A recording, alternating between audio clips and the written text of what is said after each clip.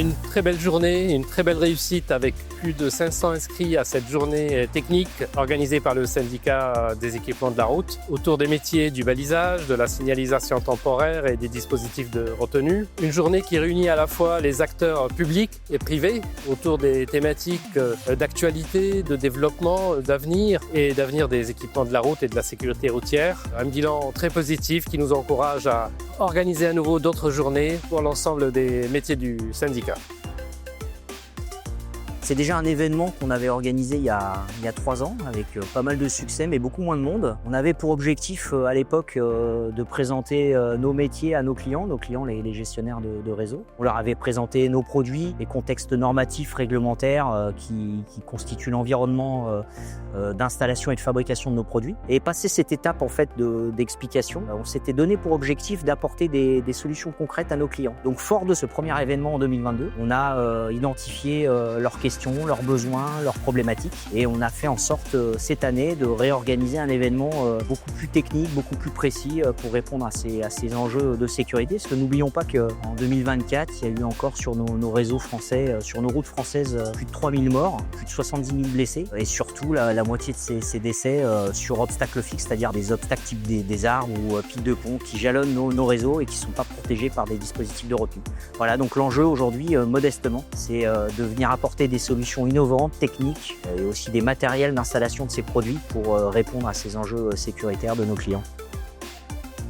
Depuis 2022, le syndicat des équipements de la route a donc initié des journées techniques nationales sur des thèmes qui correspondent à nos différents métiers. Pour cette journée d'aujourd'hui, nous sommes associés, nous, la section signalisation temporaire et balisage, avec les dispositifs de retenue, afin d'apporter à toute l'assistance ce partage de nos connaissances, ces échanges que l'on peut avoir entre les acteurs privés, les acteurs publics, l'administration, et de telle manière à avoir aussi une connaissance et à prendre peut-être des innovations qui sont démontrées au travers de plusieurs démonstrations lors de cette journée.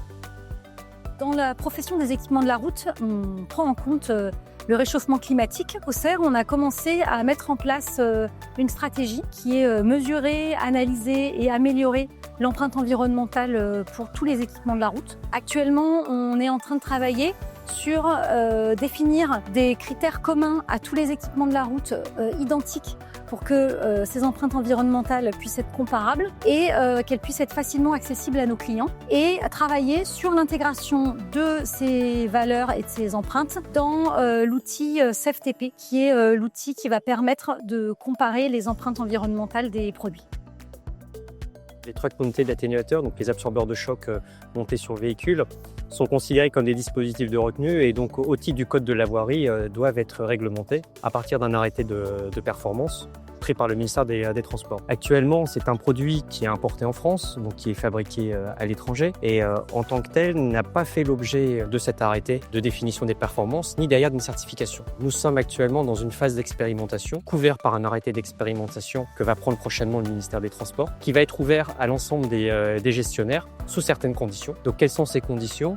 On va avoir des conditions donc, de formation et d'information aux utilisateurs, donc formation-information, mais aussi derrière des modalités pratiques, donc des modes opératoires que va mettre en place le gestionnaire, c'est-à-dire comment il compte l'intégrer dans son quotidien de balisage, et derrière aussi une exigence en matière de bilan et de suivi du matériel dans le cadre de cette expérimentation. Et donc en remplissant ces 3 conditions, n'importe quel gestionnaire autoroutier pourra faire cette demande auprès du ministère des Transports, cette demande d'expérimentation. À la fin, l'objectif, ça va être de consolider l'ensemble de ces expérimentations pour voir comment on intègre ce matériel dans la doctrine française. Donc actuellement, phase d'expérimentation, appel à l'ensemble des gestionnaires intéressés pour derrière s'intégrer dans cette expérimentation. Et puis une fois que les expérimentations prendront fin, ça sera prise de décision par le ministère avec derrière intégration dans les règles, avec quand même l'espoir que, comme d'autres pays européens, on puisse demain aussi avoir un dispositif qui sécurise davantage les chantiers, que ce soit à destination de la sécurité des usagers, mais aussi à destination de la sécurité des agents et des salariés des routes.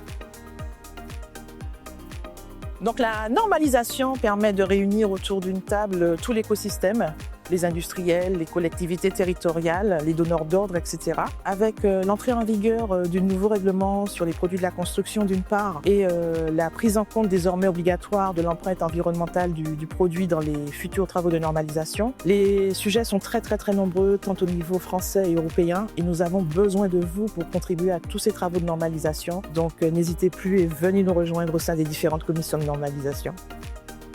Aujourd'hui, on a présenté le fascicule technique sur les efforts transmis par les dispositifs de retenue sur les ouvrages d'art. On est très content parce que ça fait 3 ans de travail pluridisciplinaire avec les fabricants, les bureaux d'études, les maîtrises d'ouvrage, les maîtrises d'œuvre, même des universitaires. Et bien sûr, nos partenaires institutionnels comme l'ASCER ou le CEREMA ont participé à un nouveau fascicule technique qui va permettre vraiment d'harmoniser les mesures des efforts des dispositifs de retenue. Et ça, cela permettra aux clients, aux gestionnaires de route, de comparer les dispositifs de retenue entre eux et surtout de s'assurer qu'en cas d'accident, les ouvrages ne sont pas endommagés. Donc ça ira vraiment dans le sens de la sécurité routière pour tous et donner la garantie aux gestionnaires de route de la pérennité de son ouvrage dans le temps. Aujourd'hui, nous allons tester chez Transpolis, dans le cadre de l'événement du CER, un TMA. C'était un des sujets majeurs et c'est un sujet où il y a beaucoup d'attentes dans le milieu. Le TMA, donc un atténuateur de camion qui est placé à l'arrière d'un dispositif lors d'une intervention sur route ou autoroute, qui va être testé, eh bien, a déjà été validé suivant la norme américaine, la MAJ, donc il a déjà passé une série d'essais suivant des véhicules américains. Et aujourd'hui, l'essai qu'on va réaliser dans le cadre de cet événement, c'est un essai un peu mixte, c'est-à-dire que c'est un essai qui va viser le marché anglais. Donc c'est un essai atypique, c'est-à-dire qu'on va suivre la procédure de la norme américaine, mais on vient l'adapter en utilisant des véhicules européens qui correspondent en plus à la flotte qu'on peut retrouver en France. Et donc aujourd'hui, l'essai qu'on va réaliser sur ce TMA, c'est un véhicule 1500 kg qui va être envoyé en frontale centré sur le TMA à une vitesse de 110 km/h. Donc on retrouve un parallèle avec les niveaux d'essai de retenue qu'on peut retrouver en France ou en Europe, avec notamment l'essai TB32.